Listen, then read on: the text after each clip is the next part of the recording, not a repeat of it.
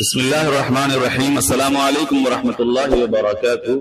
امام بخاری research academy سے شائع ہونے والے ہفت روزہ میگزین الجمعہ 4 صفر 1446 ہجری مطابق 9 اگست 2024 کے مضامین کی ریکارڈنگ پیش خدمت ہے۔ الحمدللہ رب العالمین وبہ نستعین، اما بعد۔ قرآن کا پیغام، قصہ 2 آدمیوں کا، مضمون نگار مولانا محمد فرید حبیب ندوی۔ قرآن مجید کی سورہ کہف میں 2 آدمیوں کا ایک قصہ ذکر کیا گیا ہے، جن میں سے ایک بہت مالدار مگر خدا کا ناشکرا تھا، جبکہ دوسرا غریب مگر خدا کا شکر گزار تھا۔ ایک کے دل میں مال و دولت کی بے پناہ حرص تھی، جبکہ دوسرے کی نظر آخرت پر تھی۔ اللہ تعالیٰ فرماتے ہیں کہ اے پیغمبر، ان لوگوں کے سامنے ان 2 آدمیوں کی مثال پیش کرو جن میں سے ایک کو ہم نے انگوروں کے 2 باغ دے رکھے تھے اور ان کو کھجور کے درختوں سے گھیرا ہوا تھا۔ ان دونوں باغوں کے درمیان کھیتی لگائی ہوئی تھی، دونوں باغ پورا پھل دیتے تھے اور کوئی باغ پھل دینے میں کوئی کمی نہیں چھوڑتا تھا۔ اور ان دونوں کے درمیان ہم نے ایک نہر جاری کر دی تھی اور اس شخص کو خوب دولت عطا کی تھی، تو وہ اپنے ساتھی سے باتیں کرتے ہوئے کہنے لگا کہ میرا مال بھی تم سے زیادہ ہے، میرا جتھا بھی تم سے مضبوط ہے، اور وہ اپنی جان پر ستم ڈھاتا ہوا اپنے باغ میں داخل ہوگا۔ کہنے لگا میں نہیں سمجھتا یہ باغ کبھی بھی تباہ ہوگا، میرا خیال یہ ہے کہ قیامت کبھی نہیں آئے گی، اور اگر کبھی مجھے اپنے رب کے پاس واپس بھیجا بھی گیا تب بھی مجھے یقین ہے کہ مجھے اس سے بھی اچھی جگہ ملے گی۔ اس کے ساتھی نے اس سے باتیں کرتے ہوئے کہا کیا تم اس ذات کے ساتھ کفر کا معاملہ کر رہے ہو جس نے تمہیں مٹی سے پھر نطفے سے پیدا کیا، پھر تمہیں ایک بھلا چنگا انسان بنا دیا؟ جہاں تک میرا تعلق ہے میں تو یہ عقیدہ رکھتا ہوں کہ اللہ میرا پروردگار ہے اور میں اپنے پروردگار کے ساتھ کسی کو شریک نہیں مانتا۔ اور جب تم اپنے باغ میں داخل ہو رہے تھے اس وقت تم نے یہ کیوں نہیں کہا کہ ما شاء اللہ لا قوت الا باللہ، کہ جو اللہ چاہتا ہے وہی ہوتا ہے، اللہ کی توفیق کے بغیر کسی میں کوئی طاقت نہیں۔ اگر تمہیں یہ نظر آ رہا ہے کہ میری دولت اور اولاد تم سے کم ہے تو میرے اللہ میرے رب سے کچھ بعید نہیں کہ وہ مجھے تمہارے باغ اور چیزوں سے بہتر چیز عطا فرمائے، اور تمہارے اس باغ میں کوئی آسمانی آفت بھیج دے جس سے وہ چکنے میدان میں تبدیل ہو کر رہ جائے یا اس کا پانی زمین میں اتر جائے، پھر تم اسے تلاش بھی نہ کر سکو۔ اور پھر ہوا بھی یہ کہ اس کی ساری دولت عذاب کے گھیرے میں آ گئی، اور صبح ہوئی تو اس حالت میں کہ اس نے باغ پر جو کچھ خرچ کیا تھا وہ اس پر ہاتھ ملتا رہ گیا، جبکہ اس کا باغ اپنی ٹٹیوں پر گرا پڑا تھا اور وہ کہہ رہا تھا کاش میں نے اپنے رب کے ساتھ شریک نہ مانا ہوتا اور اسے کوئی ایسا جتھا میسر نہ آیا جو اللہ کو چھوڑ کر اس کی مدد کرتا، اور نہ وہ خود اس قابل تھا کہ اپنا دفاع کر سکے۔ سورہ کہف یہ آیت نمبر 32 سے 43 کے بیچ کی یہ آیت کا ترجمہ ہے۔ اس قصے میں ہمارے لیے عبرت و نصیحت کا بڑا سامان ہے۔ نمبر 1 کہ آج بھی بہت سے دولت مند اور صاحب حیثیت لوگ اپنی حاصل کی ہوئی دولت کو اپنا کمال سمجھتے ہیں اور خدا کا شکر ادا نہیں کرتے، انہیں اپنے برے انجام سے ڈرنا چاہیے۔ نمبر 2 آدمی سمجھتا ہے کہ میرے پاس جو کچھ ہے میں اس کا پوری طرح مالک ہوں، اور اسے لگتا ہے کہ وہ جو چاہے اپنے مال میں تصرف کر سکتا ہے۔ وہ یہ بھول جاتا ہے کہ ایک ہستی سب سے زیادہ طاقتور ہے، وہ جب چاہے تجھ سے یہ تمام چیزیں چھین سکتی ہے اور انہیں ختم کر سکتی ہے۔ نمبر 3 مال و دولت اصلاً بری چیز نہیں ہے، بری بات یہ ہے کہ آدمی اس پر اترانا شروع کر دے اور خدا کا شکر کرنا بھول جائے۔ قرآن نے اس شخص کی دولت کی وجہ سے کوئی مذمت نہیں کی بلکہ اس کے ناشکرے پن کی مذمت کی ہے۔ نمبر 4 کسی بھی مالدار شخص کو اپنے سے غریب شخص کی غریبی کا مذاق نہیں اڑانا چاہیے، نہیں معلوم کہ کب مالدار غریب اور غریب مالدار ہو جائے۔ نمبر 5 انسان کو ہمیشہ اپنی آخرت کی فکر رکھنی چاہیے اور دنیا کا تو کوئی بھروسہ ہی نہیں ہے۔ سلسلہ درس حدیث قسط نمبر 30 مصیبت کے وقت ایک مسلمان کیا کرے، مضمون نگار مولانا ابو طلحہ بنارسی ندوی۔ نبی کریم صلی اللہ تعالی علیہ وسلم کا فرمان ہے کہ من یرید اللہ بہ خیرا یصب منہ، یہ بخاری کی حدیث ہے، حدیث نمبر 564 کہ اللہ تعالیٰ جس کے ساتھ خیر کا ارادہ کرتا ہے اسے مصائب و آلام میں مبتلا کر دیتا ہے۔ یاد رکھیں کہ مصیبت تقدیر کا حصہ ہے اور ہمارے عقیدے میں اچھی بری تقدیر پر ایمان لانا شامل ہے۔ ہمارا یقین ہے کہ پریشانی اللہ کی طرف سے آتی ہے، اس کو دور بھی وہی کر سکتا ہے. لہذا مصیبت کے وقت ہم کو صرف اللہ کی طرف رجوع کرنا چاہیے اور اسی سے مدد مانگنی چاہیے. مصیبت اور پریشانی آنے کی دو وجوہات ہو سکتی ہیں. ایک تو یہ کہ انسان کی خود غلطی ہو جس کی پاداش میں اللہ پاک بطور سزا مصیبت بھیجتا ہے. دوسری وجہ آزمائش ہے، یعنی اللہ تعالیٰ بندوں کے مقام و مرتبے کو بلند کرنے اور کامیاب ہونے پر انعام سے نوازنے کے لیے انسان پر مصیبت نازل کرتا ہے.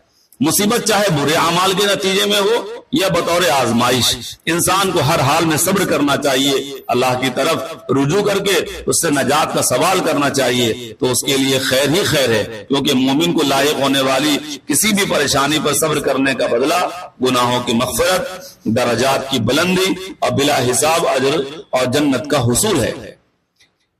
مصیبت سے نجات کے چند راستے بھی بتائے گئے ہیں، جیسے کہ دعا کے ذریعے مصیبت سے نجات. جب کسی مومن کو کسی بھی قسم کا رنج و غم لاحق ہو، وہ اسی وقت اپنی زبان سے کہے انا للہ و انا الیہ راجعون، اور دعا کے ذریعے اللہ تعالیٰ سے مدد طلب کرے. اسی طریقے سے صبر کے ذریعے مصیبت سے نجات. اللہ کا فرمان ہے کہ اے ایمان والوں، تم نماز اور صبر کے ذریعے مدد طلب کرو. جب ہم مصیبت میں صبر سے کام لیتے ہیں تو اللہ کی مدد بھی نازل ہوتی ہے اور نجات کا راستہ بھی کھل جاتا ہے. اسی طریقے سے نماز کے ذریعے مصیبت سے نجات. حدیث میں آتا ہے کہ حضرت حذیفہ فرماتے ہیں جب اللہ کے رسول صلی اللہ علیہ وسلم کو کوئی کام مشکل اور غم میں ڈال دیتا تو آپ صلی اللہ علیہ وسلم نماز پڑھا کرتے، یعنی فوراً نماز میں لگ جاتے تھے. ابو داؤد حدیث نمبر 1319. اسی طرح مصیبت کے وقت توکل و تقوی اختیار کرنا. قرآن میں ہے کہ جو اللہ سے ڈرتا ہے اللہ اس کے لیے چھٹکارے کی شکل نکال دیتا ہے. سورہ طلاق آیت نمبر 2.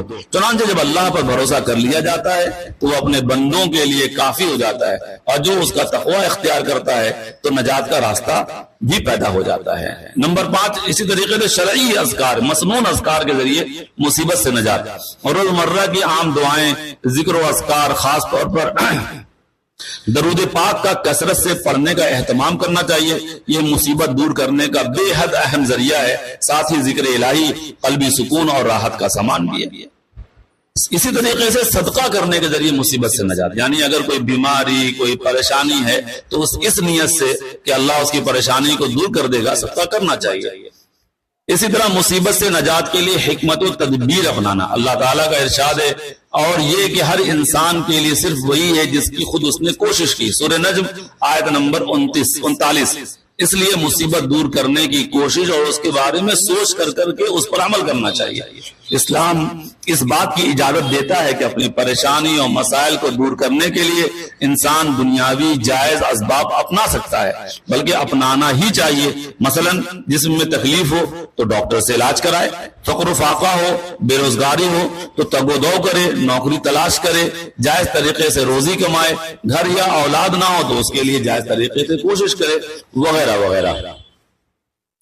آزادی اسپیشل، یوم آزادی اور اس کا پیغام، مولانا محمد فرید حبیب ندوی. چند دنوں کے بعد ہی یوم آزادی یعنی انڈیپینڈنس ڈے ہے. یہ دن ہم ہندوستانیوں کے لیے خوشی و مسرت اور جشن کا دن ہوتا ہے، اس لیے کہ اسی دن ہمارا پیارا ملک انگریزوں کی غلامی سے آزاد ہوا تھا. انگریزوں نے اس ملک پر تقریباً 200 سال راج کیا، لیکن ایک لمبے عرصے کے بعد تمام ہندوستانیوں کی قربانیوں کی وجہ سے 1947 میں ہمارا ملک آزاد ہوا. یہ آزادی تمام ہندوستانیوں کی کوششوں کے نتیجے میں ہمیں ملی. اس میں سردار ولبھ بھائی پٹیل، چندر شیکھر آزاد، بھگت سنگھ، جواہر لال نہرو، مہاتما گاندھی کی کوششیں بھی تھی، مگر مسلمانوں کی قربانیاں دوسروں سے کئی گنا زیادہ تھی. کسی مورخ نے لکھا ہے کہ مسلمانوں نے آزادی کے لیے جتنا خون بہایا ہے دوسروں نے اتنا پسینہ بھی نہیں بہایا ہوگا. نواب سراج الدولہ، ٹیپو سلطان، مولانا جعفر تھانیسری، شاہ عبدالعزیز، مولانا یحییٰ، پیر علی، مولانا فضل حق خیر آبادی، مولانا محمد قاسم علی نانوتوی، مولانا رشید احمد گنگوہی، اشفاق اللہ خان، مولانا ابوالکلام آزاد، مفتی کفایت اللہ، مولانا عبید اللہ سندھی، مولانا حفظ الرحمان سیہاروی، شیخ الہند، مولانا محمود حسن دیوبندی، مولانا حسین احمد مدنی، مولانا محمد علی جوہر، مولانا شوکت علی، اور نہ جانے کتنے لوگ ہیں جنہوں نے ملک کی آزادی کے لیے قربانیاں پیش کی.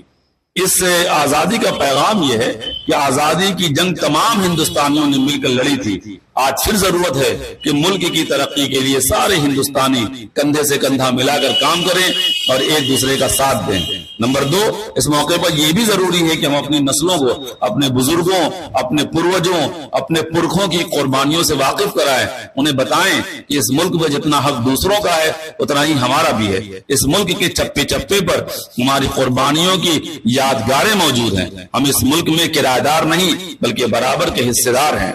نمبر 3، ملک کے تمام باسیوں کو یہ آواز اٹھانی چاہیے کہ ہمیں آزادی چاہیے، ظلم سے، نفرت سے، تعصب سے، گنڈا گردی سے، ماب لنچنگ سے، مہنگائی سے، رشوت سے، دھوکہ سے اور ہر اس چیز سے جس سے یہاں کی گنگا جمنی تہذیب پر دھبا لگتا ہو۔ نمبر 4، جشن آزادی کے موقع پر ملک کی صحیح تاریخ پیش کرنا بھی ضروری ہے اور خاص طور سے نئی نسل کو بتانا ضروری ہے کہ ملک کی آزادی کے لیے مسلمانوں نے کیا قربانیاں پیش کی۔ مسائل: ڈرائی کلین سے دھلائی کا حکم۔ ڈرائی کلین مشین میں چونکہ ہر طرح کے کپڑے ایک ساتھ پیٹرول سے دھوئے جاتے ہیں اس لیے ان کی پاکی میں شک پیدا ہو جاتا ہے، لہذا حکم یہ ہے کہ ڈرائی کلین کے لیے جو پاک کپڑا دیا جائے گا وہ دھلنے کے بعد بھی پاک رہے گا اور جو ناپاک کپڑا دیا جائے گا وہ دھلنے کے بعد بھی ناپاک رہے گا۔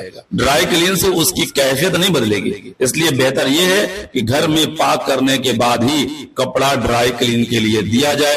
احسن الفتاوی جلد نمبر 2 صفحہ نمبر 83، کتاب المسائل جلد نمبر 1 صفحہ نمبر 121۔ والسلام علیکم ورحمۃ اللہ وبرکاتہ۔